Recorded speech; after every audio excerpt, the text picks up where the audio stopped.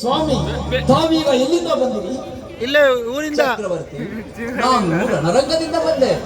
ಏನು ರಣರಂಗ? ಯಾವ ರಣರಂಗ? ಬಂಗಾರಾಗಿನ ಬೆಟ್ಟ. ಯಾವ ರಣರಂಗವೆಂದರೆ?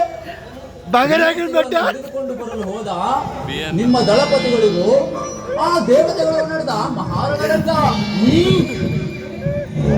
ಏನು ಏನು ನಮ್ಮ ದಳಪತಿಗಳಿಗೂ ಆ ದೇವತೆಗಳಿಗೂ ಯುದ್ಧವಾಯಿತು. ಹಾಗಾದರೆ ನಮ್ಮ ದಳಪತಿಗಳು ಆ ದೇವತೆಗಳನ್ನು ಬಂಧಿಸಿರಬೇಕಲ್ಲವೇ?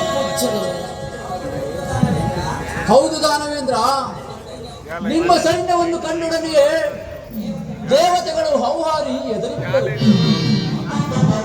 ಆಗ ನಿಮ್ಮ ದಳಪತಿಗಳು ಆ ಹರಿಹರರನ್ನು ಗೆಲ್ಲುವರಟರು.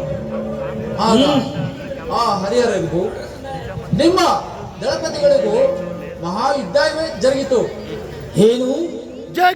ನಮ್ಮ ದಳಪತಿಗಳಿಗೂ ದೇವತೆಗಳಿಗೂ ಹಾಗಾದರೆ ಆ ದೇವತೆಗಳು ನಮ್ಮ ದಳಪತಿಗಳ ಮಹಾರಮಣಕ್ಕೆ ತ್ರಿಮೂರ್ತಿಗಳೆಲ್ಲರೂ ಹೆದರಿ ಚದರವಾಗಿರಬೇಕಲ್ಲವೇ?